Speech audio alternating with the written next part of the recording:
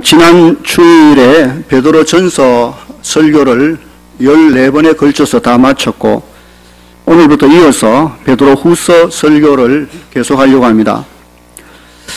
베드로후서는 사도 베드로가 소아시아 여러 지역에 흩어져 살고 있는 성도들에게 첫 번째 편지 베드로전서를 보낸 후 불과 몇 년 후에 다시 한번 두 번째 편지를 보낸 내용입니다.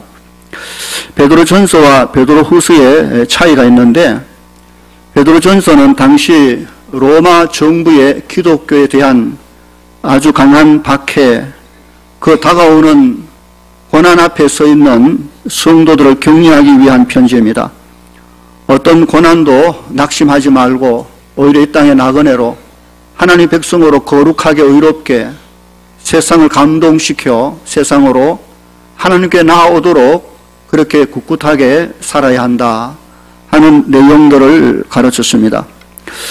베드로후서는 베드로전서와 같은 시대적 배경을 가진 것은 같지만 그 기록 목적과 내용이 많이 다릅니다. 베드로후서는 당시 교회 안에 가만히 스며 들어온 거짓 교사들, 이단들, 헬라 철학의 영향을 받은 영지주의 사상의 이 거짓 교리 가르침들이 밀려와 성도들의 신앙과 삶을 부패하게 만드는 그런 위험에 처해 있는 그 교회 성도들을 경계하는, 이런 위험들을 경계하는, 그래서 경계의 편지다라고 볼 수 있습니다. 베드로전서는 교회 외부에서 밀려오는 박해에 대하여 어떻게 우리가 믿음으로 처신해 가야 될 것인가 하는 것이고, 베드로후서는 교회 안에 발생되는 거짓된 교사와 이단들의 잘못된 부패하게 하는 이런 것에 대하여 어떻게 대처해야 되는가에 대한 내용입니다. 우리가 개인적으로나 교회적으로나 항상 안팎을 잘 살펴야 됩니다. 겉으로 다가오는 외부의 공격도 또한 내부 안에서 일어나는 문제도 해결하는 그런 지혜가 우리에게 필요한 것입니다. 오늘 본문이 포함된 1절에서 11절까지 내용은 베드로후서의 서론 부분인데 오늘 저는 1절에서 4절까지 내용을 가지고 설교하려고 합니다. 오늘이 2019년 12월 마지막 주일이지 않습니까? 마지막이라 하면 의미가 있지요. 마지막 해, 마지막 삶, 마지막. 그래서 저는 오늘 본문을 2019년 마지막 주일을 지키는 우리 교회 성도들에게 좀 의미 있게 적용해서 설교하려고 합니다. 어떻게 하면 오늘 본문이 한 해를 마무리하는 성도들에게 있어서 좀 의미 있게 그렇게 와닿을 수 있을까 생각을 하다가 본문을 가지고 제가 5가지 질문을 준비를 했습니다. 이 질문에 대하여 사도 베드로, 본문에 사도 베드로는 어떻게 말하고 있는지 살펴보고, 그렇다면 오늘 우리는 그 질문에 대하여 바르게 잘 대답할 수 있는지 한 해를 돌아보며 하나님의 은혜를 돌이켜 보려고 합니다.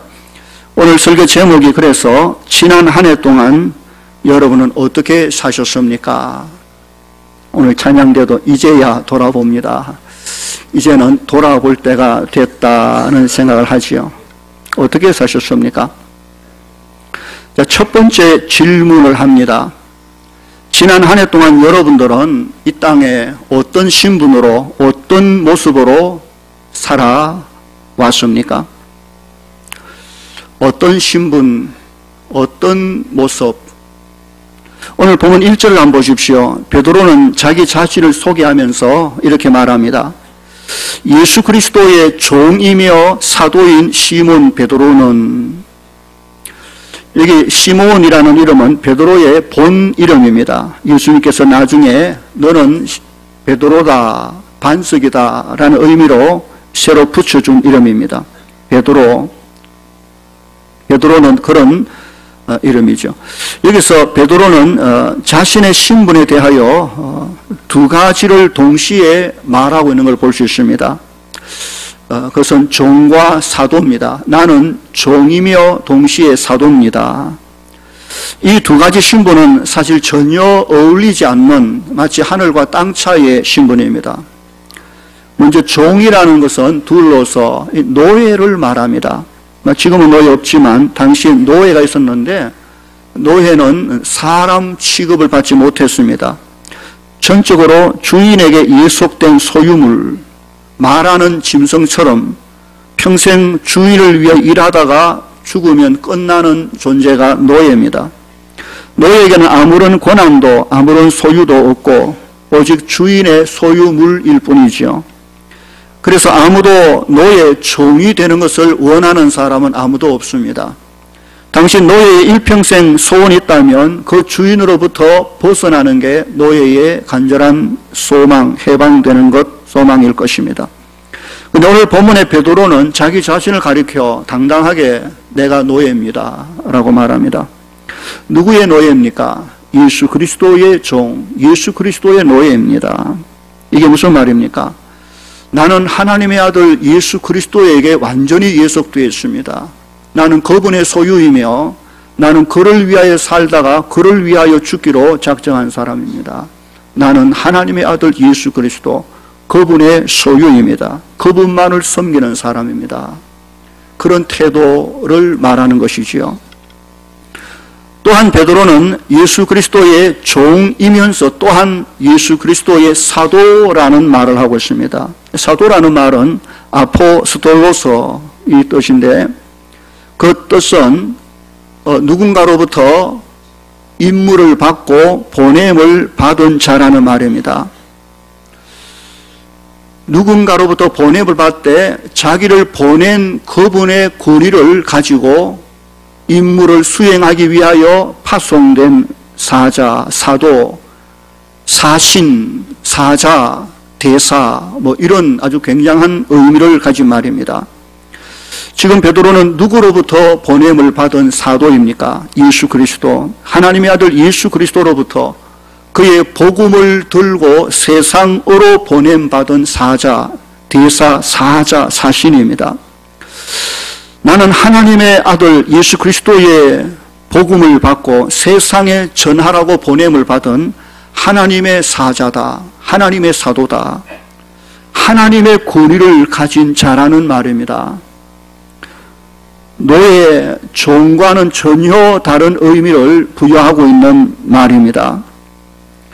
베드로는 예수 그리스도에게 완전히 예속된 주만을 섬기는 주의 소유, 주의 노예라고 말하면서 또한 세상 앞에서 주님의 보내신, 하나님이 보내신 사자, 사도인 것을 밝히고 있습니다. 여러분, 이 두 신분은 베드로에게뿐만 아니라 오늘 우리에게도 굉장히 중요한 신분입니다. 지난 한 해 동안 우리가 가지고 살았어야 될 신분입니다. 교회 안과 세상 안에서 살면서 놓치지 말아야 될 신분, 이 두 가지를 얼마나 잘 살아냈습니까? 우리는 예수 그리스도 안에서 그의 몸된 교회를 섬기는 종입니다. 모든 성도는 서로를 섬기는 종로로 되어야 됩니다. 그리스도의 몸을 위하여 내 삶을 헌신하는, 나는 예수님의 소유입니다. 나는 하나님을 위하여 내 삶을 온전히 드리는 그분의 것입니다.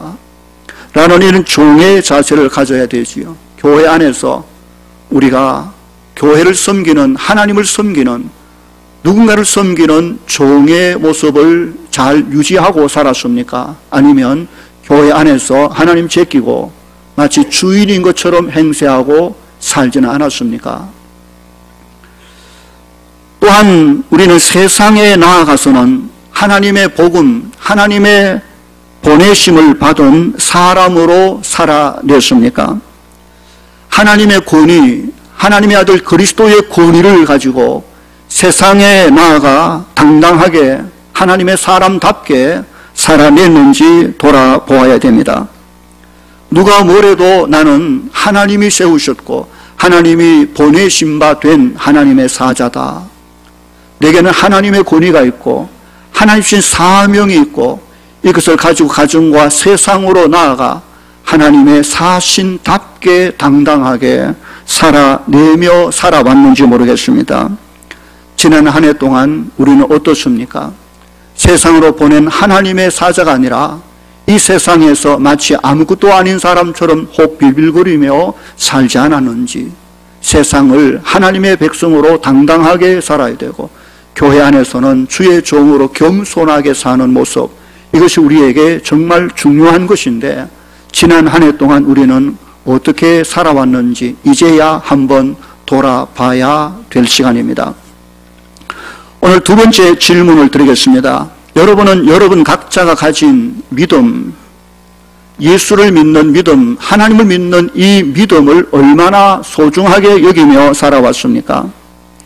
여러분은 여러분이 지금 가지고 있는 신앙, 이 믿음을 어떻게 평가하고 있습니까? 나는 예수님을 믿은 지 얼마 되지도 않았기 때문에 내 믿음은 보잘것없어 아무것도 아니야 라고 생각하고 있지 않습니까? 나는 예수님을 사실 오래 믿었어도 나 같은 사람의 믿음은 별 것 없어. 나는 내가 봐도 내 믿음이 너무 시시해. 나는 아무것도 아니야 라고 생각하는 사람이 혹 있습니까? 혹 그렇게 살아왔습니까? 그런데 여러분 과연 그럴까요? 오늘 본문 1절을 다시 보십시오. 사도 베드로는 어떻게 말하고 있습니까? 우리 하나님과 구주 예수 그리스도의 의를 힘입어 동일하게 보배로운 믿음을 우리와 함께 받은 자들에게 편지한다 라고 했습니다. 이 말이 무슨 뜻입니까? 지금 주의 사도 베드로는 당시 소아시아 여러 곳에 흩어져 살고 있는 이방인 성도들에게 말하기를 당신들이 가지고 있는 그 믿음과 사도인 내가 가지고 있는 믿음이 동일합니다. 똑같습니다. 그 말을 하고 있는 것입니다. 사도의 믿음과 이방인 이 새신자들의 믿음이 같다는 말입니다. 사도의 믿음이 다르고 성도들의 믿음이 다르지 않다는 것을 말하고 있는 것입니다. 똑같습니다. 왜 그렇습니까? 사도들이라 할지라도 예수 그리스도를 구주로 믿어 그 의를 힘입어 구원받는 것, 동일하게 우리 역시 예수 그리스도의 의를 힘입어 그의 십자가와 부활을 믿어 구원 얻는 이 구원의 믿음에 있어서 전혀 차이가 없고 똑같이 동일하다는 것입니다.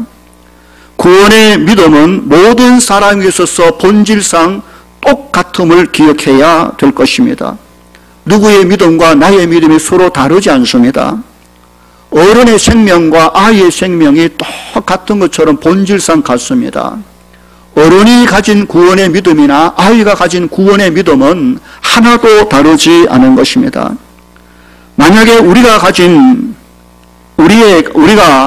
사도들과 다른 믿음을 가지고 있다면 우리는 결코 구원받을 수 없을 것입니다. 저와 여러분의 믿음이 시시하다고요. 사도들의 믿음과 똑같다는 사실을 기억해야 돼요. 똑같아야 구원에 이르지 다르면 안 되는 것이죠. 내가 가진 믿음이 시시하다고요? 결코 아닙니다. 내 믿음이 보잘것없다고요? 천만에 만만입니다. 예수님을 직접 만나고 본 사도들이 가진 그들의 믿음이나 그들이 전해준 그리스도의 복음을 듣고 구원받은 우리의 믿음이나 똑같다는 것이죠. 똑같습니다. 그러므로 우리는 우리가 가지고 있는 이 믿음을 시시하게 여겨서는 안 된다는 것이죠. 소중하게 귀중하게 여겨야 됩니다. 오늘 본문의 베드로는 이 믿음을 가리켜 보배로운 믿음이라고 했습니다. 그렇죠.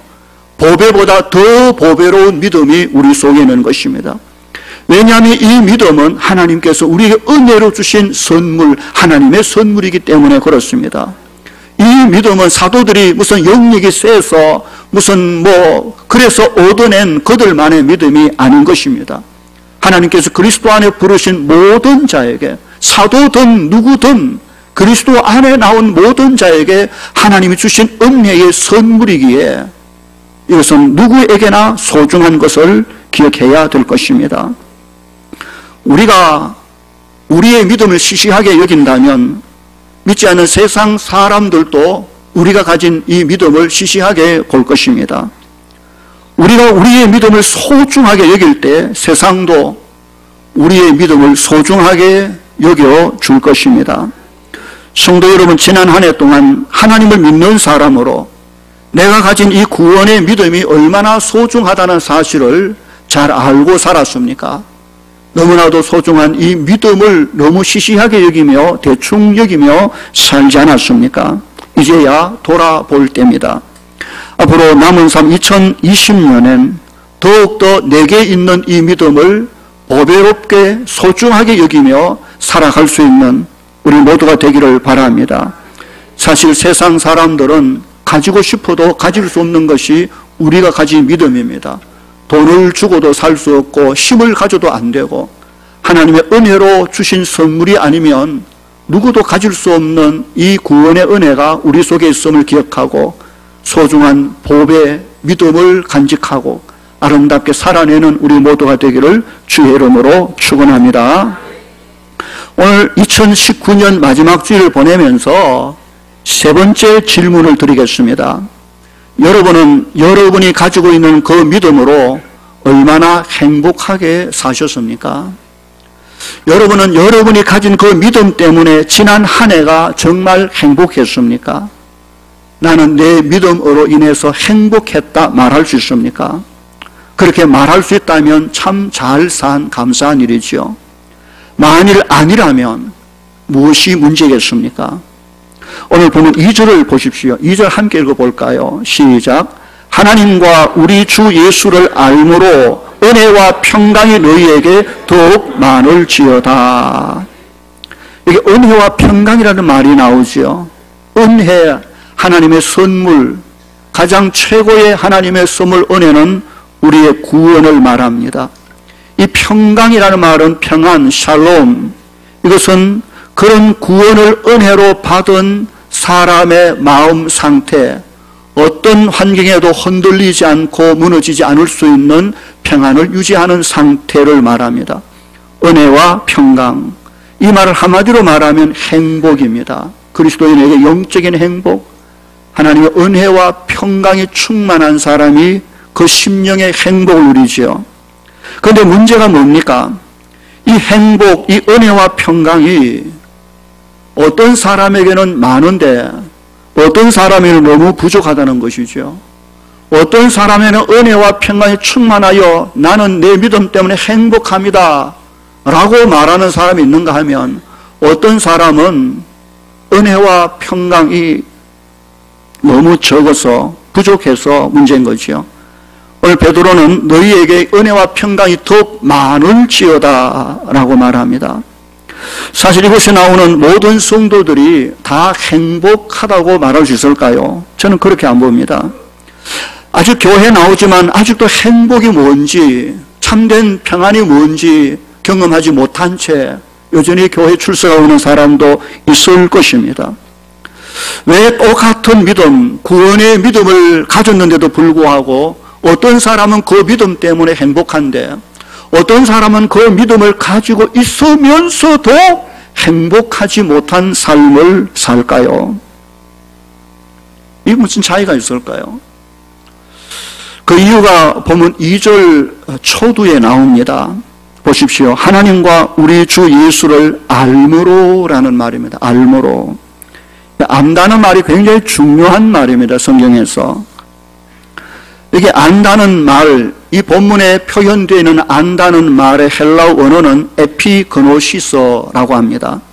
이것은 깊이, 완전히 깊은 관계 속에서 경험해서 알아가는 지식을 에피그노시서라고 합니다.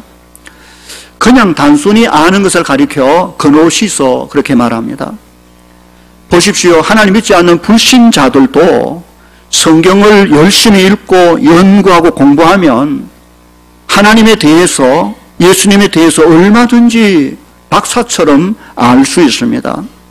그러나 그들이 예수님을 그 마음속에 구주로 영접하지 않은 이상 그들은 하나님과 예수님과 아무 상관없는 자, 마치 다 아는 것처럼 보이지만 전혀 모르는 자입니다. 그들은 단지 그냥 하나님에 대한 지식, 그노시스만 가지고 있을 뿐입니다. 에피그노시스가 아니라는 말이죠. 에피그노시스라는 말은 예를 들면 처녀 총각이 서로 만나 교제하며 서로 이야기하고 정보를 주고받으며 알고 있는 피상적인 그런 지식을 넘어서 결혼을 하게 되면 부부가 되고 서로 깊은 관계 속에 들어갑니다. 부부라는 깊은 관계 속 안에서 서로를 경험하고 알아갈 수 있는 지식, 이것을 가리켜 에피그노시스라고 말합니다. 우리 모든 그리스도인들은 그노시스가 아니라 에피그노시스의 지식을 가진 사람들입니다. 예수 그리스도를 믿음으로 하나님의 자녀라는 관계 속에서 하나님을 아버지로 알아가는 지식을 우리가 가지게 되는 것이지요. 자, 그렇다면 하나님의 자녀이면 무조건 누구나 다 행복하게 살까요? 아까 그렇지 않다라고 말했습니다. 차이가 있습니다. 왜냐하면 하나님의 자녀가 되었다 할지라도 에피그노시스에도 차이가 있을 수 있다라는 사실 때문에 그렇습니다.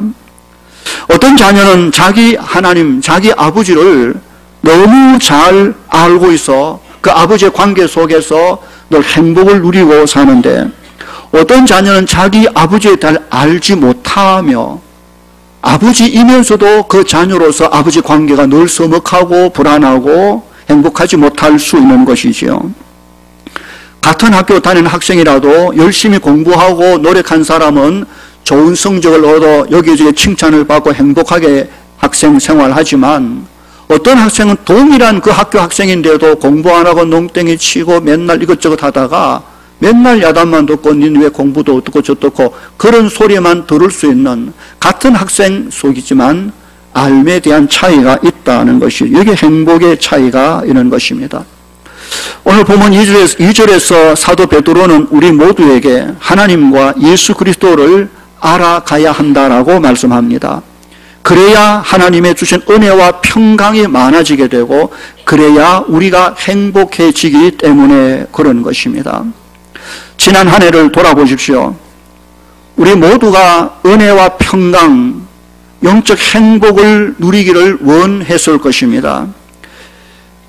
그렇다면 당연히 은혜와 평강을 주시는 하나님을 알기 위하여 그만큼 힘쓰고 애써야 했습니다. 과연 그렇게 했습니까? 하나님을 알려고 하지도 않으면서 그저 그가 주시는 행복에만 관심 갖고 바라고 살지 않았습니까? 자식이 아버지에 대하여 아무 관심도 없고 아버지가 주시는 선물에만 관심을 가진다면 어떻게 되겠습니까? 은혜와 평강, 진정한 행복을 원한다면 그것을 주시는 아버지 하나님을 알아가는 것이 중요합니다. 우리는 우리 아버지, 우리 하나님에 대하여 얼마나 깊이 바르게 알고 있는지, 그 일을 위하여 지난 한 해 동안 내가 얼마나 노력했는지, 그 노력 없이 단지 행복하기만을 바라는 것은 영적 교만이지요. 있을 수 없습니다. 이제야 우리 자신을 한번 돌아봐야 될 시점입니다. 자, 오늘 네 번째 질문을 드리겠습니다. 여러분은 여러분을 자녀로 부르신 하나님께서 저와 여러분의 행복을 위하여, 참된 은혜와 평강을 위하여 이미 우리에게 주신 바 된 것들에 대하여 얼마나 관심을 가지고 있습니까? 보면 3절을 보십시오. 3절 한번 읽어볼까요? 3절 시작. 그의 신기한 능력으로 생명과 경건에 속한 모든 것을 우리에게 주셨으니 이는 자기의 영광과 덕으로서 우리를 부르신 이를 알므로 말미암음이라. 여기도 에피그노스, 안다는 말이 나옵니다. 여기 하나님께서 우리에게 주신 두 가지를 언급합니다. 하나는 생명, 또 하나는 경건. 이 둘에 속한 모든 것을 하나님이 우리에게 주셨다라고 말합니다. 여기 생명이라는 것은 육체의 생명뿐만 아니라 영혼의 생명을 말합니다. 하나님께서 우리의 영혼의 생명의 유지를 위하여, 내 영적 생명의 건강을 위하여 우리에게 주신 것이 너무 많습니다. 죄악에 빠져 죽어있는 영혼을 구원하기 위하여 그가 그 아들 예수 그리스도를 이 땅에 보내주시지 않았습니까? 예수 그리스도 그분에게 관심 갖지 않으면 우리의 영적 생명에도 관심 갖지 않는 사람이 되고 맙니다.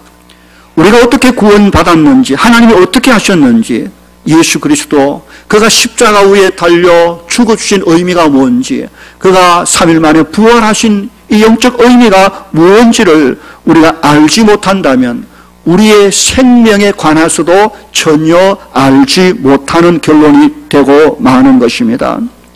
본문에 그의 신기한 능력으로라는 말이 나옵니다.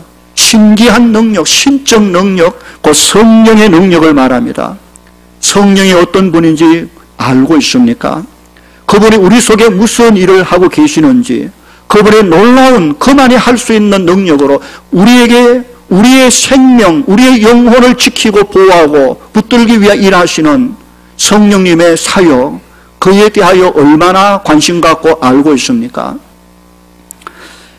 뿐만 아니라 경건에 속한 모든 것도 주셨다고 했습니다. 여기 경건이라는 것은 하나님 앞에서 바른 태도, 삶을 말합니다. 우리가 이 세상에서 하나님의 자녀답게 이 땅을 살아가기에 필요한 모든 것을 하나님이 주셨다라고 한 것입니다. 경건에 속한 모든 것이 무엇이겠습니까? 참된 경건을 위하여 하나님 우리에게 충분히 주신 바 된 많은 것들이 있다는 말이지요. 뭐겠습니까? 하나님 우리에게 말씀을 주셨습니다. 율법을 주셨습니다. 하나님 어떤 분인지, 우리가 누군지, 어떻게 살아야 되는지, 어떻게 가정을 세우고 세상 가운데 살아내야 하는지, 하나님 앞에서 성도들의 태도와 삶을 가르치는 경건의 교과서가 우리에게 주어져 있음을 기억해야 될 것입니다. 말씀을 통하여, 성경을 통하여 우리는 얼마든지 하나님을 더 깊이 알아가고 배울 수 있지 않겠습니까? 하나님 우리의 기도의 통로를 열어주셨습니다. 힘들고 아프고 어려울 때, 주를 향하여 부르짖을 때 그가 들으신다고 말씀하셨습니다. 기도, 경건에 그럴 수 없는 도구 아니겠습니까? 우리가 하나님을 찬양하는 그 찬양을 하나님 너무너무 기뻐하시고 영광 받으시며 우리의 은혜를 주실 때 찬양이라는 것이 우리의 경건의 삶 속에 정말 필요한 아름다운 하나님을 섬기는 도구 아니겠습니까? 우리의 예배, 우리의 영적 경건을 위하여 주님 주신 것이 얼마나 소중한지 그 모든 것들을 얼마나 잘 알고 있습니까? 특별히 교회라는 공동체를 우리에게 주셔서 이 험악한 땅 위에 가장 안전하게 주의 나라에 이르기까지 우리의 삶을 지키고 이끌고 섬겨내는 교회 공동체가 주어졌다는 것이 얼마나 큰 복인지 모릅니다. 우리는 교회 안에서 하나님을 배우고 서로 교제하며 회개하며 우리의 인격과 우리의 삶을 훈련해 갈 수 있는 경건의 삶을 위하여 필요한 모든 것을 교회를 통하여 공급하고 있는데, 이 교회를 통하여 주시는 바 경건을 위한 모든 삶에 얼마나 관심 갖고 있는지 보아야 됩니다. 지난 한 해 동안 저와 여러분의 생명과 경건한 삶을 위하여 하나님이 이미 우리에게 다 주신 바 된 이 도구들을 얼마나 잘 사용했습니까? 그것을 생명과 경건을 위하여 아니라 엉뚱한 것을 위하여 쏟아붓지는 않았습니까? 이제는 돌아봐야 됩니다. 우리에게 주신 은사와 우리에게 주신 모든 삶의 여러 가지 많은 것들이 결국 하나님 앞에 경건한 삶, 우리의 영적 생명의 보호를 위해 주신 것, 이 모든 것을 알아가는 삶, 이것이 얼마나 중요한지, 한 해 동안 그렇게 살아왔는지 아니면 그렇게 살지 못했는지 이제야 돌아볼 때가 된 것이지요. 주 앞에 받은 경건을 위한 아름다운 모든 영적 도구들을 동원해서 하나님 앞에 더 거룩하고 의로운 삶을 살아내는 우리 모두가 되기를 주의 이름으로 축원합니다. 이제 다섯 번째 마지막 질문입니다. 여러분은 지난 한 해를 살면서 무엇을 생명처럼 붙잡고 살았으며 그것으로 말미암아 지금 어떤 사람이 되었습니까? 하는 질문입니다.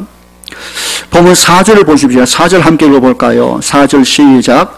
이로써 그 보배롭고 지극히 큰 약속을 우리에게 주사 이 약속으로 말미암아 너희가 정욕 때문에 세상에서 썩어질 것을 피하여 신성한 성품에 참여하는 자가 되게 하려 하셨느니라. 여기 보배롭고 지극히 큰 약속, 보통 약속이 아니고 지극히 큰 약속이 뭘까요? 이 약속은 궁극적으로 예수 그리스도의 재림으로 말미암아 있게 될, 우리가 들어가게 될 영원한 하나님의 나라 천국을 말합니다. 우리는 그 약속, 주님이 다시 오시며 그 안에 영원히 예비된 하나님의 나라, 그 나라에 우리가 들어가게 됨을 우리는 확실히 믿습니다. 그 천국의 약속, 이 땅을 마치고 들어가게 될 하늘 소망, 그 약속 때문에 우리는 이 땅에서 당하는 어떤 고난도 묵묵히 이겨낼 수 있는 것입니다. 뿐만 아니라 이 약속 때문에 우리 속에서 일어나는 정욕, 탐욕, 욕심 이런 것들이 막 일어나서 우리로 하여금 세상에 썩어 없어질 것을 붙잡으려고 할 때 바로 그 약속이 우리로 하여금 그것을 따라가지 않도록 우리를 그것에서 피하도록 만들어 주는 것이지. 이렇게 하면 안 되지. 우리가 하나님의 약속, 하늘나라의 약속이 있는데 세상에 썩어질 것을 붙잡으려고 하면 안 되지. 그 약속이 하는 일입니다. 지난 한 해 동안 여러분은 무엇을 붙잡고 살았습니까? 하나님의 말씀, 언약, 천국에 대한 약속, 이 약속을 너무 쉽게 놓쳐버리고 세상에 썩어 없어질 것을 붙잡으려고 발부둥치고 살진 않았습니까? 생명, 내 영혼과 경건에 속하지 않는 것이라면 놔버려도 아무 상관이 없습니다. 진짜로 붙들어야 될 생명과 하늘나라의 약속은 희미하게 붙잡고 나아도 될, 결국 썩어 없어질 것은 마치 생명처럼 붙들고 살아왔던 삶이라면 하나님 앞에 이제는 회개해야 될 때인 것입니다. 오늘 보면 4절 끝에 말씀을 보십시오. 하나님의 약속, 이 약속으로 말미암아 천국의 소망을 가진 자가 어떤 모습이 되어 가야 하는지를 보여줍니다. 뭐라고 했지요? 신성한 성품에 참여하는 자라고 했습니다. 신성한 성품은 신적 성품, 곧 하나님의 성품을 말합니다. 성령으로 말미암아 그리스도를 닮은 하나님의 성품, 하나님의 마음을 닮아가는 자인 것입니다. 영원한 천국 백성의 약속을 붙든 사람은 그 천국 백성다운 삶을 지금부터 살아가야 한다는 것입니다. 지금 2019년을 다 살아온 지금 나는 어떤 사람이 되어 있습니까? 그것은 내가 어떤 약속을 붙들었냐에 따라 들릴 것입니다. 썩어 없어질 것을 붙들고 살았다면 지금 내 삶 속에 있는 것도 썩어 없어질 것입니다. 그러나 하나님의 영원한 약속을 붙들고 살았다면 오늘 우리는 하나님의 성품, 하나님의 신성에 참여하는 자로 변화되어 있을 것입니다. 아직도 세상에 썩어 없어질 것을 마치 대단한 것처럼 붙들고 거기에 목숨 거는 사람이 없는지 모르겠습니다. 하나님의 형상대로 지음받은 저와 여러분들입니다. 우리 속에 성령, 하나님의 영이 계시며 우리가 지켜야 될 하나님의 약속 말씀이 있습니다.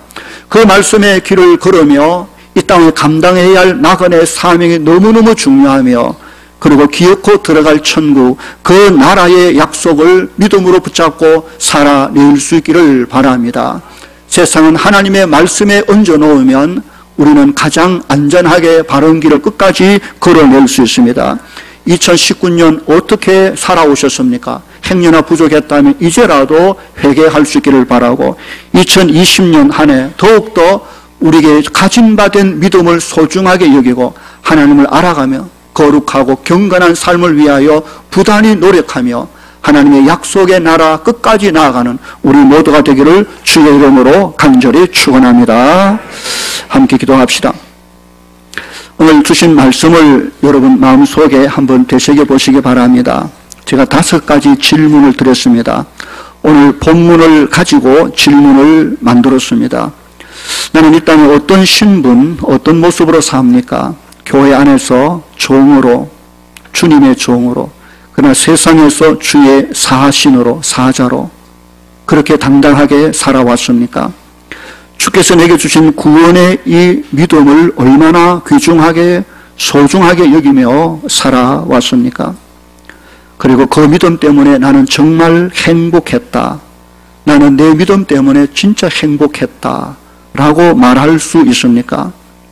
하나님께서 우리의 행복을 위해 이미 허락해 놓아 주신 도구들이 너무나도 많은데 그 모든 것에 얼마나 관심 갖고 살아왔습니까? 지금도 하나님의 약속 붙들고 있습니까? 그렇다면 나는 지금 어떤 사람이 되어 있습니까? 하나님의 이 말씀의 질문 앞에 여러분 솔직하게 대답해 보시기 바랍니다. 회개하며 다시 한번 그 말씀 붙들고 믿음으로 나아갈 수 있기 위해 이 시간 통성으로 조용히 한 1분 정도 우리 함께 기도하는 시간 갖도록 하겠습니다. 함께 기도하겠습니다. 거룩하신 아버지, 은혜와 사랑을 감사합니다. 험한 세상 우리를 하나님의 자녀로 부르심을 감사합니다. 예수 그리스도 그분의 소유가 되고 그를 위하여 살아가는 종의 신분을 거치지 않게 하시되 이 땅 위에 하나님의 보냄을 받은 거룩한 하나님의 사자의 당당함도 놓치지 않기를 소원합니다. 우리에게 주신 구원의 이 믿음만큼 소중한 것이 없는데 우리는 이 믿음의 가치를 너무 가볍게 여기지 않는지 돌아보길 원합니다. 바른 믿음 때문에 그래서 영적 행복과 평안을 누리며 살 수 있도록 도와주시옵소서. 하나님이 나를 위해 이미 허락해 놓으신 경건에 속한 모든 것을 잘 활용할 수 있도록 은혜를 베풀어 주시옵소서. 지금도 변함없이 하나님 우리에게 보여주신 약속의 그 나라를 바라보며 오늘 또 하나님의 자녀답게 거룩한 삶, 경건한 삶, 하나님을 닮아가는 삶을 살아내도록 인도하여 주시기를 간절히 바라옵고 소원하옵나이다. 영광의 주님 감사합니다. 험한 세상 살기가 쉽지 않지만 그래도 주님 주신 말씀 붙들고 여기까지 살아올 수 있도록 해주셔서 감사합니다. 교회 안에서 겸손히 주의 백성을 섬기는 주의 종의 삶을 지키게 하시고 세상에 나아가 하나님의 보내심을 받은 바 된 하나님의 사자로 당당하게 살 수 있게 하여 주시옵소서. 나를 구원하신 이 구원의 믿음만큼 소중한 게 없음을 알게 하시고 더욱더 믿음의 가치를 깨달으며 살게 해 주시옵소서. 그 믿음 때문에 진실로 행복했다고 말할 수 있도록 주여 우리의 믿음을 강하게 해 주옵소서. 우리의 행복을 위하여 주께서 허락해 놓으신 모든 것들에 더 깊이 관심 가지게 하시고 하나님의 백성의 영적 생명과 하나님의 자녀됨의 삶을 소중하게 만들어가는 일에 최선을 다하게 하여 주옵소서. 이제도 우리에게 주신 하늘의 구원의 약속, 천국의 약속을 붙들고 그 약속으로 인하여 세상의 정욕과 세상의 유혹을 피해갈 수 있게 하시고 기어코 하나님 앞에 서기까지 하나님의 성품을 닮은 거룩하고 경건한 삶을 살아내게 해 주시옵소서. 2019년이 지나갑니다. 이제 돌아보며 회개하게 하시고 2020년 다가올 미래를 다시 한번 끌어안고 하나님 앞에 살아내는 우리 모두가 되게 도와주시옵소서. 예수님 이름으로 기도하옵나이다. 아멘.